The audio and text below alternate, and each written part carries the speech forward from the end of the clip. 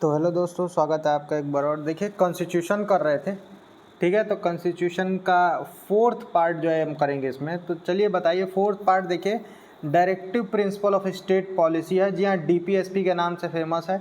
देखिए, यूपीएससी हो या फिर यूपीपीसीएस हो, इसका बहुत ही फेवरेट टॉपिक है ये डीपीएसपी पे बहुत सारे सवाल आते हैं।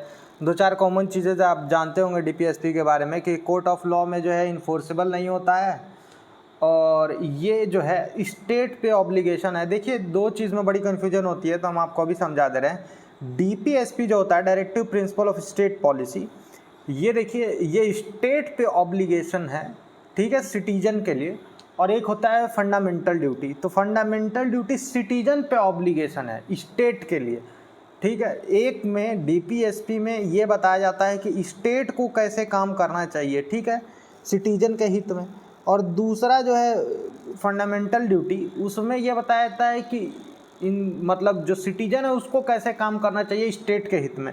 और दोनों में से दोनों कोर्ट ऑफ लॉ में इन्फोर्सेबल नहीं है, ठीक है। ये बेसिकली जो कॉन्स्टिट्यूशन के फ्रेमर्स थे, उन्होंने जैसे ये सारी चीज़ें जो है, एक जो डीपीएसपी है ये बना दी कि देखिए, आप इस बेसिस पे ऐसे ऐसे आपको जो है आपको अपने स्टेट को डायरेक्ट करना चाहिए, उनको मतलब डायरेक्शन देना चाहिए वर्क करने का, और अपने सिटीजन के साथ ऐसे पेश आना चाहिए। तो ये सारी चीज़ें जो बेसिकली हैं वो इस पार्ट में कंटेंट है। और फंडामेंटल ड्यूटीज़ जो है फोर्थ ए में होती हैं, ठीक है। आर्टिकल 51 के अंदर में आता है, ये आपको पता होगा, ठीक है। तो वो वाला जो पार्ट है उसमें ये बताया है कि सिटीजन को क्या करना चाहिए जिससे कि स्टेट और सिटीजन के बीच में हार्मनी बनी रहे और स्टेट आगे बढ़े, ठीक है। चलिए स्टार्ट करते हैं directive principle of state policy. एक बार ही स्टार्ट कर लेंगे तो उसके बाद देखेंगे अंदर में क्या बता रहा है आपको, ठीक है। तो सबसे पहले हम जानते हैं कि जो पहला आर्टिकल होता है वो हमेशा डेफिनेशन का होता है। तो आर्टिकल 36 आ रहा है। आर्टिकल 36 में देखिए डेफिनेशन दी जा रही है। तो यही कह रहा है, इन this part unless the context otherwise requires the state has the same meaning in part 3। तो कह रहा है कि देखिए, जब तक कॉन्टेक्स्ट अपने रिक्वायर नहीं करेगा तब तक द स्टेट जहाँ भी लिखा होगा तो सेम ही मीनिंग होगा जो पार्ट 3 में मीनिंग था। तो अब आप कमेंट में बताइए कि पार्ट 3 में जो है स्टेट की मीनिंग क्या थी। देखिए, एक दो मैं आपको बता दे रहा हूँ, जिसमें से एक ये है कि स्टेट जो है वो गवर्नमेंट को बोला जाता था, ठीक है। और स्टेट का लेजिस्लेचर हो या सेंट्रल लेजिस्लेचर हो, वो भी स्टेट का पार्ट होता था। अब आप दो कोई और ऐसी बॉडी बताइए जो स्टेट के अंदर ही कंसिडर की जाती थी पार्ट 3 के डेफिनेशन के अकॉर्डिंग। चलिए अगला आर्टिकल देखते हैं। तो आर्टिकल 37 है। आर्टिकल 37 कह रहा है application of the principle contained in this part. तो कह रहा है इस पार्ट में जो प्रिंसिपल है उनके एप्लीकेशन क्या है ये बता रहा है। तो देखिए क्या है, the provision contained in this part shall not be enforceable in any court. तो कह रहा है कि देखिए, जितने भी प्रोविजन इस पार्ट में है वो कोई किसी भी तरह के कोर्ट में जो है इन्फोर्सेबल नहीं है। मतलब आप उनके लिए ये नहीं कर सकते हो कि ये वाला प्रिंसिपल मेरा ये डायरेक्टिव प्रिंसिपल जो है वो वायलेट हुआ है तो आप कोर्ट चले जाएं, ऐसा नहीं हो सकता है, ठीक। फिर लिखा आगे, but the principle therein laid down are nevertheless fundamental in the governance of the country. तो कह रहा है कि देखिए, फिर भी जो प्रिंसिपल दिए गए हैं, ठीक है, वो बहुत ही फंडामेंटल हैं कि आपको कंट्री के गवर्नेंस में ये सारे प्रिंसिपल्स को यूज़ करना चाहिए, ठीक है। And it shall be the duty of state to apply this principle in making law. कह रहा है कि और ये स्टेट की ड्यूटी होती है कि वो इस सारे प्रिंसिपल्स को यूज़ करे जब भी लॉ बनाए, जिससे कि क्या है कि लॉ जो है वो फ्लेक्सिबल हो, सिटीजन के लिए इजीली एक्सेप्टेबल हो। चलिए अगला आर्टिकल देखते क्या कह रहा है। तो अगला आर्टिकल है आर्टिकल 38। आर्टिकल 38 है state to secure a social order for the promotion of welfare of people. तो कह रहा है स्टेट को जो है सिक्योर करना चाहिए क्या, सोशल ऑर्डर, किस लिए, ताकि वेलफेयर जो है वो पीपल का प्रमोट हो पाए, ठीक है। तो एक सोशल ऑर्डर सिक्योर करना चाहिए स्टेट को, ये बता रहा है इस वाले डीपीएसपी में। अब देखिए आगे देखते हैं कि इसके क्लॉजेस क्या कह रहे हैं। तो पहला क्लॉज कह रहा है the state shall strive to promote the welfare of the people by securing and protecting as effectively as it may a social order in which the justice social, economic and political shall inform all the institution of the national life। तो कह रहा है देखिए, तो the state cell strive, तो कह रहा है जो स्टेट है, ठीक है, उसको क्या है करना चाहिए, तो उसको प्रमोट करना चाहिए, ठीक है। स्ट्राइव का मतलब देखिए क्या होता है, तो स्ट्राइव का मतलब होता है कि प्रयास करना चाहिए, प्रयासरत होना चाहिए, कि प्रयास, हाँ जी, ये प्रयासरत होना चाहिए, कि मतलब प्रयास करना चाहिए स्टेट को कि वो पीपल के वेलफेयर को जो है वो प्रमोट करे, ठीक है, और सिक्योर करे, किस चीज़ को, सिक्योर और प्रोटेक्ट करे उसके जो है सोशल ऑर्डर को, किसके साथ, तो जस्टिस के साथ, ऐसा सोशल ऑर्डर प्रोटेक्ट करे और सिक्योर करे जो जस्टिस के साथ हो, सोशल हो, इकोनॉमिक हो और पॉलिटिकल हो, ठीक। और कह रहा है कि shall inform all institutions of the national life, तो कह रहा है और सारे इंस्टीट्यूशन जो हैं उनको इन्फॉर्म कर दे, नेशनल लाइफ के जो सारे इंस्टीट्यूशन है सबको। देखिए उसके बाद देखिए सेकेंड क्लॉज क्या कह रहा है, सेकेंड क्लॉज कह रहा है the state shall in particular strive to minimise the inequalities in income and endeavor to eliminate inequality in status, facilities and opportunities not only amongst the individual but also amongst the group of people residing in different area or engaged in different vocations। तो कह रहा है देखिए कि state को जो है इन particular मतलब पर्टिकुलरली जो है वो ये भी प्रयास करना चाहिए, ठीक है, कि वो इनइक्वालिटीज़ को मिनिमाइज कर सके, मतलब भेदभाव को मिनिमाइज कर सके, चाहे वो किसी भी तरह का भेदभाव है, जैसे कि इनकम है, इनइक्वालिटीज इन इनकम है तो इसको हटा सके, endeavour to eliminate inequality in status, या फिर स्टेटस की जो इनइक्वालिटी है उसको हटा सके, फैसिलिटीज़ मतलब फैसिलिटीज़ की जो इनइक्वालिटी है उनको कम कर सके या एलिमिनेट कर सके, और अपॉर्चुनिटी में भी जो इनइक्वालिटीज़ हैं उनको भी मिनिमाइज़ कर सके या ख़त्म ही कर दे तो अच्छा है, मतलब एलिमिनेट करे या तो कोशिश करे कि वो मिनिमाइज हो जाए, कम से कम हो जाए, ठीक।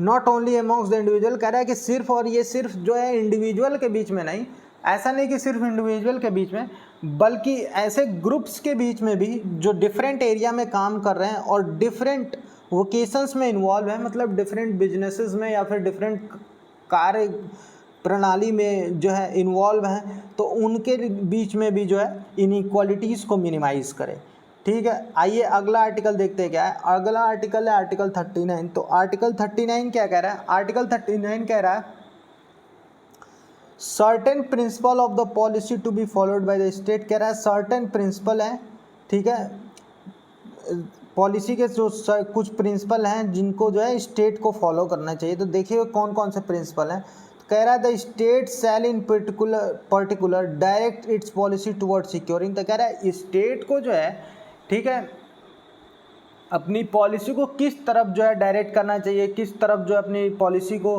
बढ़ाना चाहिए, तो इस तरफ बढ़ाना चाहिए कि जिससे वो पॉलिसी जो है सिक्योर कर पाए। अब देखिए क्या क्या सिक्योर करने की बात हो रही है, तो इसमें देखिए सब क्लॉज ए कह रहा that citizens men and women equally have right to an adequate means of livelihood, तो कह रहा है कि इस बारे में कि सिटीजन जो है वो मेन हो या वुमेन हो, इक्वली जो है सबके पास जो है एक एडिक्वेट मीन्स ऑफ लाइवलीहुड हो, कि वो अच्छे से अपना रहन सहन बिता पाएँ, ठीक।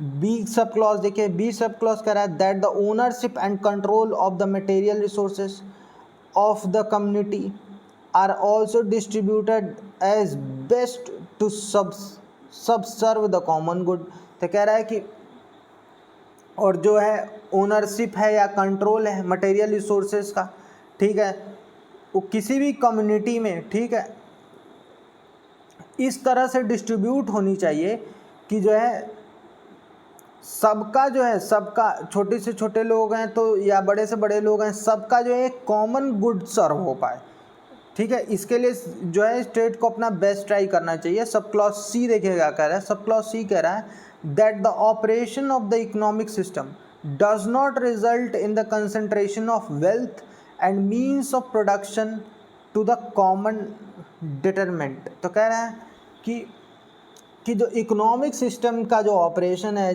जिसमें जैसे मनी एलोकेशन है, फंड रेजिंग है, ये सब जो है, ये जो है कंसंट्रेशन ऑफ वेल्थ की तरफ न बढ़े, मतलब कोई ऐसा नहीं हो जो इसका फ़ायदा उठा के कुछ संपत्ति अपने पास इकट्ठा कर ले, और क्या कह रहा है, या फिर means of production to the common good, common detriment. तो देखिए डेट्रीमेंट का मतलब क्या होता है, डेट्रीमेंट का मतलब होता है हानि। तो ऐसा कोई प्रोडक्शन ना हो जाए उस पैसे के चलते जिससे जो है सबकी एक कॉमन हानि हो जाए या सबकी हानि हो जाए। तो इस चीज़ को भी जो है स्टेट को ध्यान में रखना है। उसके बाद देखिए सब क्लॉज डी क्या कह रहा है, सब क्लॉज डी कह रहा है that there is equal pay for equal work for both man and women. तो कह रहा है कि और ये चीज़ ध्यान रखना है कि सबके लिए एक इक्वल पे हो, किस एक इक्वल वर्क के लिए, चाहे वो मैन हो या वुमेन हो, इससे कोई फ़र्क नहीं पड़ना चाहिए। जैसे एक पोस्ट है अगर जो कोई, ठीक है, और उस पोस्ट पे मैं अगर जो मेल हूँ और जॉब कर रहा हूँ, ठीक है, और ये उसी सेम पोस्ट पे मेरी सिस्टर है, वो फीमेल है, जॉब कर रही है, तो हम दोनों की सैलरी में किसी भी तरह की पैरिटी नहीं होनी चाहिए, वो सेम होनी चाहिए। तो इसकी बात कर रहा है कि ये इसको भी स्टेट को ध्यान रखना चाहिए कि इक्वल पे हो, किस लिए, इक्वल वर्क के लिए, मतलब मेन और वुमेन दोनों में। फिर सब क्लॉज ई देखिए क्या कह रहा है, सब क्लॉज ई कह रहा है that the health and strength of worker men and women and the tender age of children are not abuse and that citizens are not forced by economic necessity to enter avocations unsuited to their age or strength। तो कह रहा है कि इस चीज़ को ध्यान में रखना है कि वर्कर के हेल्थ को, उनके स्ट्रेंथ को ध्यान में रखना है, चाहे वो मैन हो, वुमेन हो, या फिर छोटे एज के बच्चे हों, टेंडर एज चिल्ड्रन मतलब छोटे एज के बच्चे हों। तो ये ध्यान रखना है कि उनको ये अब्यूज़ नहीं किया जाए, ठीक है।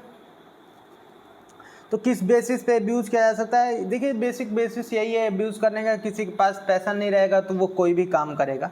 तो स्टेट को ये चीज़ ध्यान रखनी चाहिए कि किसी के पास पैसा नहीं है तो ऐसा नहीं है कि उसको किसी ऐसे एवोकेशंस में ले ले, ऐसे बिजनेस में ले ले, या ऐसे काम में ले ले जो उनके लिए अनसूटेड है, मतलब उनके लिए जो है उनके एज के लिए या उनके स्ट्रेंथ के लिए अनसूटेड है। मतलब ऐसा नहीं हमको करना है कि किसी बच्चे को भर्ती करके वो कहना कि जाओ भैया आर्मी में गोली चलाओ, ऐसा नहीं होना चाहिए भाई। देखिए उनके एज के लिए जो है ये नहीं है, उनके स्ट्रेंथ के अकॉर्डिंग जो है ये एवोकेशन सूट नहीं करता है। तो आप इस तरह का चीज़ भी जो है स्टेट को ध्यान में रखना है।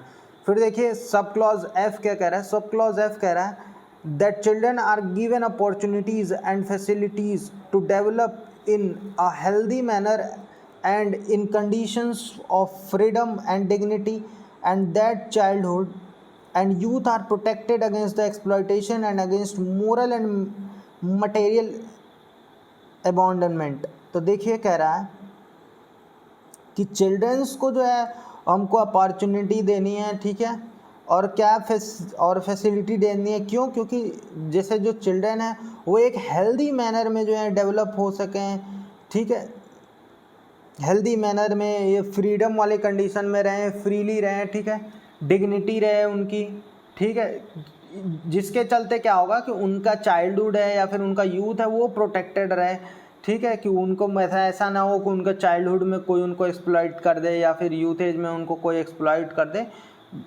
किसी भी केस में, या मोरल कंडक्ट में या फिर मटेरियल अबॉन्डमेंट में। ऐसा नहीं होना चाहिए कि उनका मिसयूज हो, उनका एक्सप्लॉइटेशन हो। तो ये चीज़ स्टेट को ध्यान में रखनी चाहिए कि उनकी डिग्निटी है, उनका फ्रीडम है, या फिर उनका हेल्दी मैनर ऑफ लिविंग है। तो ये सब चीज़ जो है ये चीज़ स्टेट को ध्यान में रख के और इस सब चीज़ को प्रमोट करना चाहिए, ठीक है। आइए नेक्स्ट आर्टिकल देखते क्या है। तो नेक्स्ट आर्टिकल है 39 है। 39 है equal justice and free legal aid. तो equal justice and free legal aid का मतलब क्या है, देखिए क्या कह रहा है, the state shall secure that the operation of the legal system promote justice on the basis of equal opportunity and shall in particular provide a free legal aid by suitable legislation or schemes or in any other ways to ensure that the opportunities for securing justice are not denied to any citizen by the reason of economic or other disabilities। देखिए बिल्कुल सही बात है, कह रहे हैं कि state को जो है ये आर्टिकल बेसिकली देखिए equal justice and free legal add के बारे में बात कर रहा है, मतलब सबको इक्वल जस्टिस मिले और सबको फ्री लीगल एडवाइस मिले, ठीक है। अब देखते हैं कि अंदर क्या है इसके, तो अंदर ये कह रहा है the state shall secure that the operation, यही कह रहा है कि स्टेट को ये बात सिक्योर करनी चाहिए, ठीक है, कि जो लीगल सिस्टम है पूरे स्टेट का, ठीक है, वो जस्टिस को प्रमोट करे, ठीक है, और वो इक्वल जस्टिस हो, चाहे वो अपॉर्चुनिटी के लिए हो, ठीक है, और अपॉर्चुनिटी के लिए इक्वल जस्टिस हो। और कह रहा है सेल इन पर्टिकुलर वर्ड, और कह रहा है कि पर्टिकुलरली जैसे सबको जो है ये फ्री लीगल एड भी देना चाहिए, ठीक है। और ये ऐसा कैसे कर सकते हो, तो स्टेट जैसा भी फिट समझे सुटेबल लेजिस्लेशन के द्वारा या फिर स्कीम बना के, ठीक है, जैसे भी वो फिट समझे वैसे इस चीज़ को मैंडेटरी करना चाहिए कि फ्री लीगल एड सबको मिले, जिसके चलते क्या होगा कि सबके पास इस बात का मौका रहे कि उसको जस्टिस मिले, ठीक है, और डिनाई ना हो जस्टिस उसको, ठीक है, चाहे वो किसी भी रीजन पे हो, चाहे इकोनॉमिक हो या फिर अदर डिसेबिलिटीज़, किसी तरह की कोई और डिसेबिलिटी है, तो उस बेसिस पे ऐसा ना हो कि भाई उसको जस्टिस ना मिले। सबको एक वकील जो है स्टेट प्रोवाइड करके दे जिससे कि लीगल एड हो पाए, भाई क्या लीगल उसका स्टेटस है और कैसे उसको केस को परस्यू करना है, तो ये सारा जो है स्टेट पे ऑब्लिगेशन है कि स्टेट को ये चीज़ करनी चाहिए। फिर नेक्स्ट आर्टिकल देखते हैं, तो नेक्स्ट आर्टिकल है आर्टिकल 40।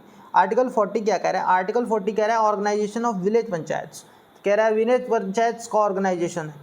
फिर देखिए इसमें क्या कह रहा है, the state shall take steps to organise village panchayat and endow them with such powers and authority as may be necessary to enable them to function as a unit of self government। तो कह रहा है कि state को इस बारे में इस स्टेप लेना चाहिए, कदम उठाने चाहिए कि वो विलेज पंचायत को ऑर्गेनाइज करे, ठीक है, और उनको इंडो करे। इंडो करने का मतलब बेसिकली ये है कि उनको एम्पावर करे, ठीक है, या फिर उनको इस तरह की पावर प्रोवाइड करें, ठीक है, जिससे कि जो विलेज पंचायत हैं वो खुद में ही एक गवर्नमेंट के तरह काम करें, छोटी यूनिट जो है गवर्नमेंट की काम करें।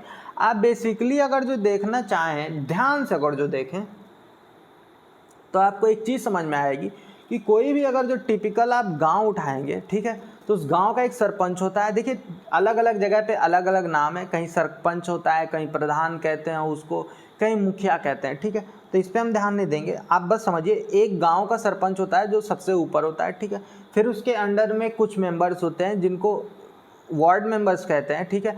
आपको पता नहीं होगा तो बीटीसी सदस्य, कई लोग कहते हैं कि हमारे यहाँ फलां बीटीसी सदस्य हैं, तो वो इनकी बात कर रहा है, ठीक है। और उसके बाद देखिए सचिव होते हैं उसमें काम करने के लिए, ठीक है, विलेज डेवलपमेंट ऑफिसर की बात कर रहा है, वीडीओ की बात कर रहा है, ठीक। तो आप ध्यान दीजिए। और उसके बाद से देखिए इसी तरह जो एक फंक्शनल यूनिट है बाकायदे एक गवर्नमेंट की तरह काम करती है। जैसे आप देखिए अगर जो उत्तर प्रदेश का आप एग्जांपल है तो एक चीफ मिनिस्टर होता है, ठीक, तो चीफ मिनिस्टर एक पॉलिटिकल बंदा है, उसके अंडर में कुछ मिनिस्टर्स होते हैं। तो ऐसे पंचायत सरपंच होता है, सरपंच के अंदर में कुछ पंच होते हैं, कुछ वार्ड मेंबर होते हैं, और फिर ऐसे सचिव है, जैसे उधर गवर्नर होता है। तो ये अपने आप में एक छोटी सी आप देखेंगे तो एक आपको लगेगा कि ये क्या बड़े लेवल पे जो गवर्नमेंट है क्या ये उसका छोटा पार्ट है। तो आपको ध्यान देंगे तो आपको ये बात समझ में आएगी कि ये तो खुद में ही एक गवर्नमेंट है, ठीक है। तो इसी चीज़ की बात कर रहा है कि ताकि वो ये बात एम्पावर कर सकें कि वो खुद में ही एक सेल्फ गवर्नमेंट के तरह फंक्शन कर सकें। तो ये पूरी की पूरी जो आर्टिकल है आर्टिकल 40, तो ये इस बारे में फोकस कर रही है। आइए आर्टिकल 41 देखते क्या कह रहा है। आर्टिकल 41 कह रहा है right to work, to education and to public assistance in certain cases. तो कह रहा है कि देखिए राइट टू वर्क होना चाहिए, राइट टू एजुकेशन होना चाहिए, और राइट टू पब्लिक असिस्टेंस होना चाहिए सर्टेन केसेस में, कुछ केसेस में। अब देखिए ये केसेस क्या क्या हैं, देखिए तो कह रहा है the state shall within the limits of its economic capacity and development make effective provision for securing the right to work, to education and the public assistance in case of unemployment, old age, sickness and disablement and in other cases of unserved want. तो कह रहा है देखिए state को जो है जब तक अपनी उसकी जो लिमिट है, मतलब इकोनॉमिक कैपेसिटी, जो उसकी इकोनॉमिक कैपेसिटी है डेवलपमेंट की या इकोनॉमिक कैपेसिटी के अंदर में, उसको स्टेट को कुछ ऐसा ही इफेक्टिव प्रोविज़न बनाना चाहिए जिससे कि right to work, right to education और राइट टू पब्लिक असिस्टेंस जो है वो सिक्योर हो सके। तो राइट टू पब्लिक असिस्टेंस किस केसेस में, तो अनएम्प्लॉयमेंट के केसेस में, या ओल्ड एज है कोई उस केसेस में, या कोई बीमार है सिकनेस है इस केस में, या डिसेबल है, ठीक है, डिसेबलमेंट है, ठीक है, उस केस में, ठीक है, या फिर कोई और अदर ऐसा केस है जिसमें अनसर्व्ड वांट है, मतलब कहने का मतलब कि वो बंदा खुद की जैसे सेवा मदद नहीं कर सकता है, तो उस केसेस में जो है स्टेट को भी कुछ कदम उठाने चाहिए। बेसिकली उस बारे में आर्टिकल है। नेक्स्ट आर्टिकल देखते हैं, तो नेक्स्ट आर्टिकल है आर्टिकल 42। आर्टिकल 42 क्या कह रहा है, provision for just and humane condition of work and maternity relief. तो कह रहा है कि देखिए प्रोविजन होने चाहिए, किस लिए कि जस्ट एंड ह्यूमन, मतलब ये कह रहा है कि प्रोविज़न होने चाहिए एक ह्यूमेन, मतलब कहने का मतलब ह्यूमैनिटी के बेसिस पे जो है प्रोविज़न होना चाहिए किस चीज़ का, कंडीशन ऑफ वर्क का और मैटरनिटी लीव का, कि किस कंडीशन में वर्क करना है, और मैटरनिटी लीव, ठीक है, मातृत्व उसकी बात कर रहा है, क्या बोलते हैं, जो प्रेग्नेंट लेडीज़ को दिया जाता है, तो देखिए उसकी बात कर रहा है। अब देखिए, तो the state shell make provision for securing just and human condition for work and maternity leave. तो वही चीज़ कह रहा है कि स्टेट को जो है ये चीज़ ध्यान रखनी चाहिए कि एक ह्यूमन कंडीशन होनी चाहिए, एक जस्ट कंडीशन होनी चाहिए। जस्ट मतलब एक डिफाइंड कंडीशन होनी चाहिए कि काम करने की क्या कंडीशन है, और मैटरनिटी लीव जो है स्टेट को प्रोवाइड करनी चाहिए। नेक्स्ट आर्टिकल देखते हैं। नेक्स्ट आर्टिकल है article 43। Article 43 living veg ETC for worker. ठीक, तो अब देखिए क्या कह रहा है, जिसमें लिविंग एज की बात, वेज की बात हुई है। अब देखते हैं इसमें क्या है आगे। देखिए कह रहा है the state shall endeavour to secure a suitable legislation or the economic organisation or in any other way to all worker agricultural industrial otherwise work a living as living wage condition of work, ensuring a decent standard of life and full enjoyment of leisure and social and cultural opportunities. In particular, the state shall endeavour to promote the cottage industry in on an individual or cooperative basis in the rural areas. तो basically ये कह रहा है कि state को जैसे जो है किसी भी किसान का या लेबर का, ठीक है, एक वेज प्रोटेक्शन होना चाहिए कि आप भी ऐसा काम करा रहे हो तो मिनिमम इतना पैसा दो भाई। ऐसा नहीं है कि काम करा लिए भैया पैसा दिए नहीं, तो कुछ ऐसा एक रूल स्टेट को बनाना चाहिए, ठीक है, चाहे वो इकोनॉमिक कैपेसिटी में कुछ अपना एक ऑर्गेनाइजेशन ही बना दे, ठीक है, जो ये इस बात पे काम कर पाए। ठीक, और फिर कह रहा है कि state should endeavour to promote, कह रहा है, और स्टेट को कॉटेज इंडस्ट्री जो है वही किसी इंडिविजुअल पे आप प्रमोट कर सकता है, या फिर कोऑपरेटिव बेसिस पे कर सकता है कि मतलब कोई कोऑपरेटिव है छोटा मोटा, उस बेसिस पे जो है रूरल एरिया में प्रमोट कर दिया। लेकिन स्टेट को ये चीज़ ध्यान रखनी चाहिए कि एक लिविंग वेज का जो है एक मिनिमम क्राइटेरिया तो जो है वो फॉलो करना ही चाहिए। अभी देखते हैं नेक्स्ट आर्टिकल क्या है। नेक्स्ट आर्टिकल है आर्टिकल 43A।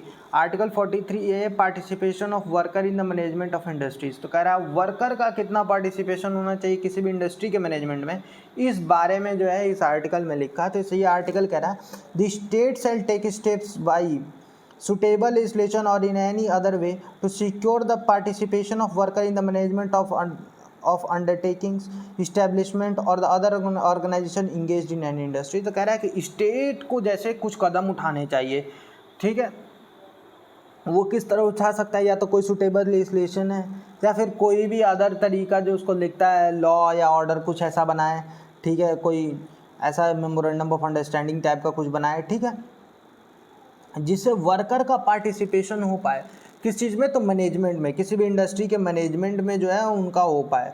ठीक है, तो किस किस किस चीज़ का, तो या तो अंडरटेकिंग्स जो मैंने इंडस्ट्री अंडरटेकिंग ले रही है, ठीक है, ठेका पट्टा ले रही है, या फिर इस्टेब्लिशमेंट है, इंडस्ट्री का इस्टेब्लिशमेंट है, उसमें कुछ वर्कर का हिस्सा हो कि नहीं, वर्कर चाहें कुछ उनके मर्जी पे भी कुछ ना कुछ तो चले, ठीक है, या other organisation engage in any industry, या कोई और ऑर्गेनाइजेशन भी है जो किसी इंडस्ट्री में ऑर्गेनाइज है, तो उसमें जो वर्कर काम कर रहे हैं उनका भी बेसिकली कुछ हिस्सा होना चाहिए मैनेजमेंट में।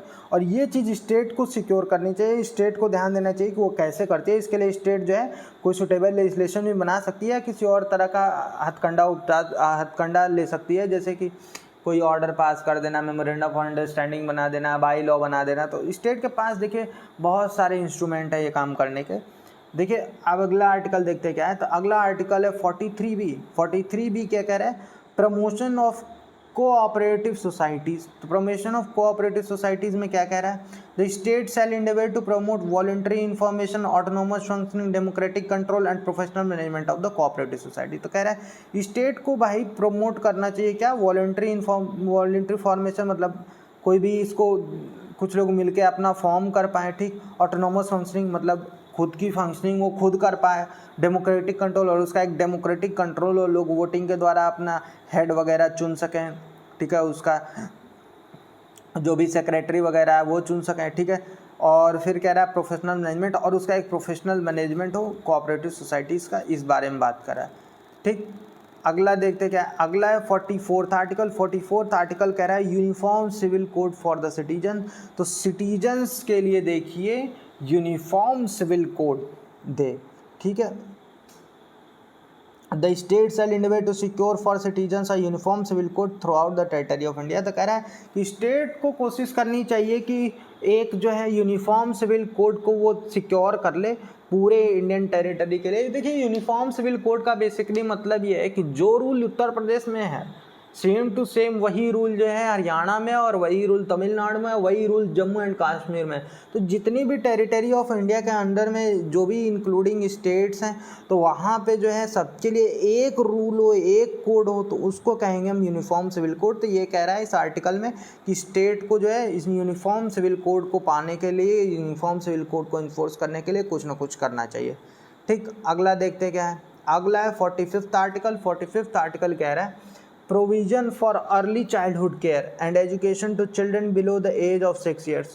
तो कह रहा है provision for early childhood care, कह रहा है अर्ली चाइल्डहुड केयर के लिए प्रोविज़न होना चाहिए। उन एजुकेशन टू चिल्ड्रन के लिए जो 6 साल से नीचे हैं उनके लिए भी जो है एजुकेशन के लिए कुछ ना कुछ जो है प्रोविज़न होने चाहिए। अब देखिए क्या कह रहा है इसका, तो इसका कह रहा है कि the state shall endeavour to provide early childhood care and education for all children until they complete the age of 6। तो कह रहा है कि देखिए स्टेट को ये बात कोशिश करनी चाहिए कि वो जो है अर्ली चाइल्डहुड केयर भी प्रोवाइड करे, अर्ली चाइल्डहुड केयर प्रोवाइड करे और एजुकेशन प्रोवाइड करे अंटिल दे कंप्लीट, जब तक वो 6 साल के नहीं हो जाते हैं तब तक जो है एजुकेशन प्रोवाइड करे। अभी आप ये जानते होंगे, हम पिछले आर्टिकल में पढ़े थे कि ये देखिए एक आर्टिकल है देखिए फंडामेंटल राइट्स का, जो 14 साल की एज देता है बच्चों को पढ़ाने के लिए, राइट टू एजुकेशन जी जान जो है उसके अंडर में है। तो आप आर्टिकल का नंबर कमेंट कर दीजिए, हम आपको आर्टिकल तो बता दिए कि राइट टू एजुकेशन है, आप बताइए कौन से नंबर का आर्टिकल है ये।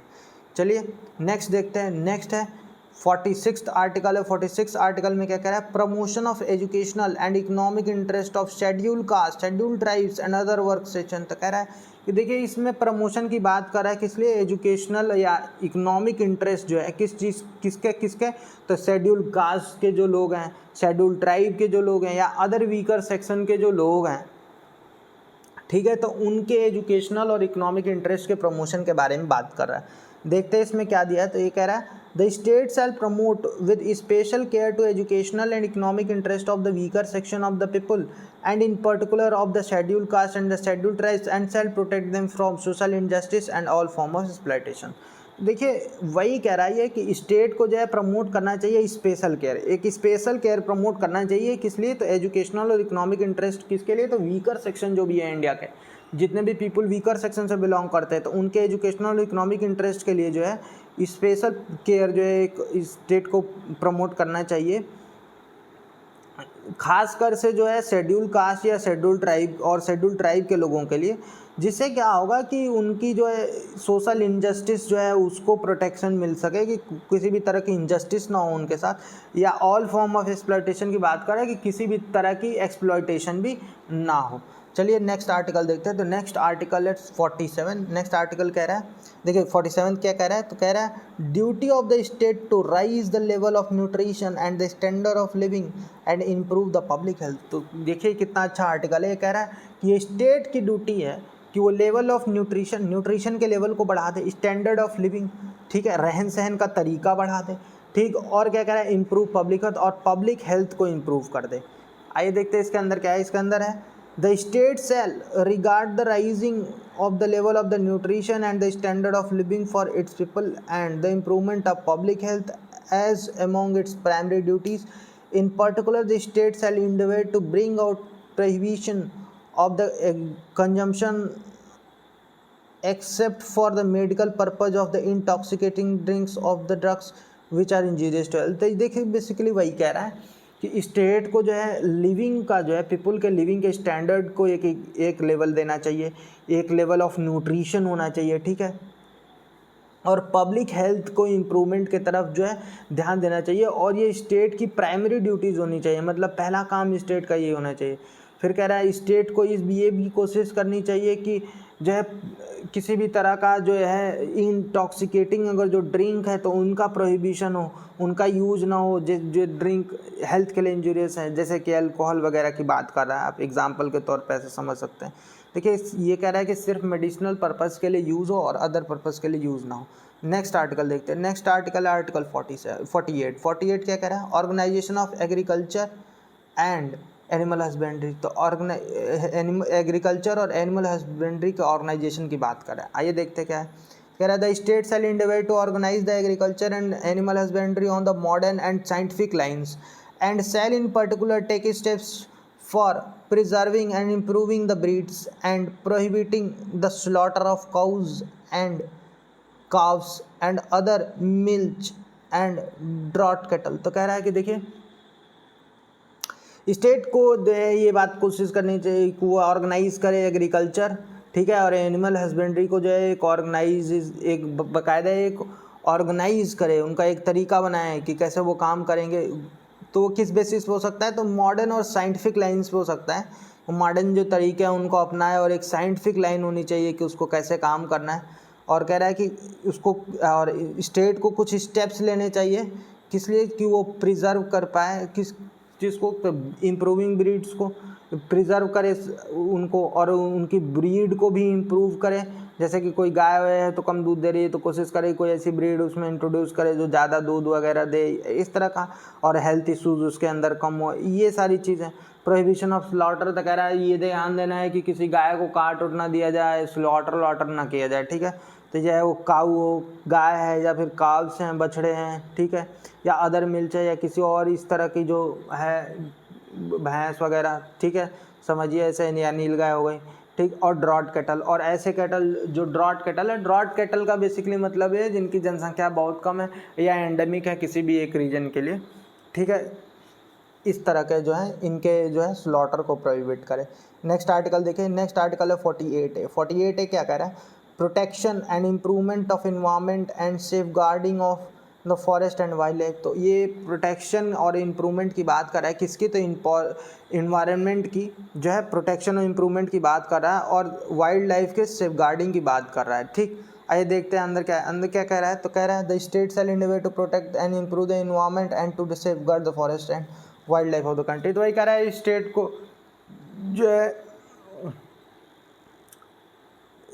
इन्वायरमेंट को प्रोटेक्ट करने में और उसको इम्प्रूव करने में हिस्सा लेना चाहिए, और सेफ गार्ड करना चाहिए फॉरेस्ट को और वाइल्ड लाइफ को, जो भी इस कंट्री से बिलोंग करते हैं। नेक्स्ट आर्टिकल देखिए। नेक्स्ट आर्टिकल कह रहा है 49 आर्टिकल है, वो कह रहा है protection of monuments and places and object of national importance. तो कह रहा है कि ऐसे मोनूमेंट्स जो हैं, ठीक है, जो जगह हैं और प्लेसेस, मतलब जो जगह हैं या फिर जो मोनूमेंट्स, जैसे कि ताजमहल है, ठीक है, ये ताजमहल है, या कुतुब मीनार है, लाल किला है, ये सब चीज़ की बात कर रहा है, और ठीक है। और ऑब्जेक्ट्स जो हैं जैसे अशोक स्तंभ हो गया, ये सब हो गया, तो ये सब चीज़ें जो है नेशनल इंपॉर्टेंस की जो है इनको प्रोटेक्शन मिलना चाहिए, ठीक है। It shall be the obligation of the state to protect every monument on the place or object of artistic or the historic interest declared by or under the law made by the parliament to be national importance for spoliation, disfigurement, destruction, removal,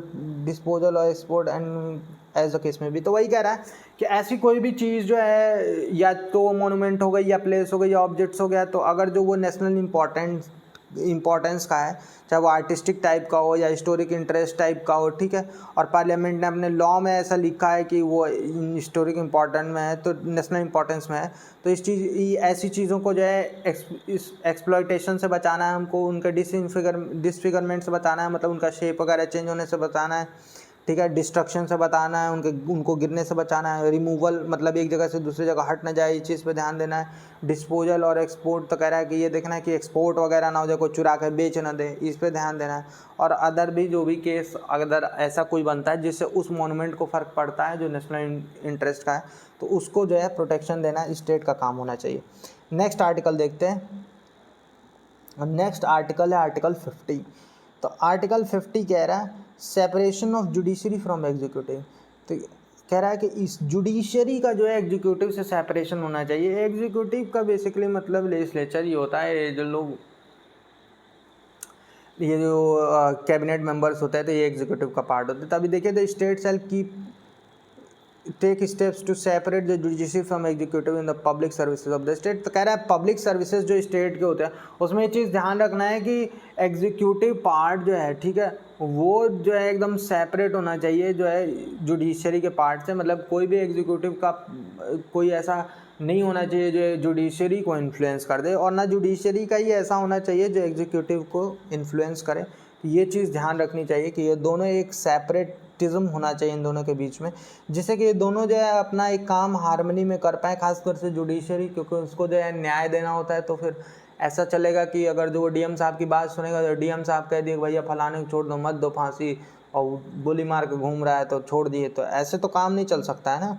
तो इसलिए कह रहा है कि एक separatism जो है इन दोनों के बीच में होना चाहिए, एग्जीक्यूटिव और जुडिशरी के बीच में, और ये स्टेट का काम है कि ये चीज़ ध्यान में रख के और इनके बीच में एक सेपरेटिज्म लाए। आर्टिकल 51 देखिए क्या है। तो आर्टिकल 51 है promotion of the international peace and security. तो कह रहा है इंटरनेशनल पीस और सिक्योरिटी का प्रमोशन होना चाहिए। The state shall endeavour to, तो कह रहा है कि स्टेट को क्या है, क्या क्या कोशिश करनी चाहिए कि क्या क्या प्रमोट हो जाए। तो देखिए promote international peace and security, कि इंटरनेशनल पीस और सिक्योरिटी प्रमोट हो। फिर बी कह रहा है, सब क्लॉज बी कह रहा है maintain just and honourable relation with nation, तो कह बिटवीन नेशन। तो कह रहा है कि ये देखना है कि एक सोची समझी हुई और एक ऑनेस्ट जो है रिलेशन बने रहे सारे नेशंस के बीच में। Foster respect for international laws, कह रहा है कि एक इंटरनेशनल लॉ के लिए एक रेस्पेक्ट होनी चाहिए, ठीक है। ट्रीटी ऑब्लिगेशन होना चाहिए, जो भी ट्रीटी किया है उसको लेके हमारे मन में एक सम्मान होना चाहिए कि हम उसको फॉलो करेंगे। Dealing of people with one another, एक दूसरे से जब हम डील करेंगे तो ये ध्यान रखेंगे कि हमारी जो ट्रीटी है, हमने कोई ट्रीटी साइन की है या फिर कोई सा इंटरनेशनल लॉ तो नहीं ब्रीच हो रहा है, तो ये सब चीज़ को हम ध्यान में रखेंगे, ठीक। डी क्या कह रहा है, तो डी कह रहा है encourage settlement of the international dispute by arbitration. तो कह रहा है कि आर्बिट्रेशन के थ्रू जो है हम इनकरेज करेंगे कि डिस्प्यूट सेटलमेंट हो जाए। आर्बिट्रेशन का मतलब होता है कि एक दूसरे से मिलजुल के बात के बेसिस पे हम सलटा लेंगे, ठीक है, ज़्यादा झगड़े में नहीं पड़ेंगे। कहने का मतलब ये है कि प्रेम से जो है वही नहीं कहते हैं तो बैठ के प्रेम से बातचीत कर लेंगे, तो उसकी बात कर रहा है ये वाला आर्टिकल। देखिए तो अभी के लिए तो इतना ही है। वीडियो अगर जो अच्छी लगी है तो लाइक शेयर सब्सक्राइब जरूर कीजिएगा। तो देखिए directive principle of the state policy, जी हाँ DPSP, वो कंप्लीट हो चुका है इस वीडियो के साथ। देखिए बहुत ही इंपॉर्टेंट पार्ट है पूरे UPSC का और इस UP PCS का, या फिर आप कोई सा भी PCS दे रहे हैं, कोई भाई सभी स्टेट PSC अगर जो आप देते हैं, तो एक बात ध्यान में रखिए कि बहुत ही इंपॉर्टेंट है ये आपको एकदम ही कर लेना। आप कोशिश कीजिए कि वीडियो 1 या 2 बार या 3 बार भी कर लेंगे तो सही है। चलिए वीडियो अच्छी लगी है लाइक शेयर और सब्सक्राइब जरूर कीजिएगा, ठीक है, और मिलते हैं नेक्स्ट वीडियो में। देखिए कोशिश कीजिए कि 50 सब्सक्राइबर्स जल्द से जल्द हो जाए। जितना जल्दी 50 सब्सक्राइबर हो जाएंगे, क्या है, हम जो है लाइव स्ट्रीम के लिए एलिजिबल हो जाएंगे। जब हम लाइव स्ट्रीम के लिए एलिजिबल हो जाएंगे, हम ये कोशिश करेंगे कि सारे जितने PYQ होंगे हम वो लाइव करेंगे, जिससे आपको भी आंसर देने में आसानी रहेगी, और अगर जो कोई कन्फ्यूजन होगा तो आप पूछ पाएंगे। चलिए अभी के लिए इतना ही रखते हैं, फिर मिलते हैं नेक्स्ट वीडियो में। Thank you.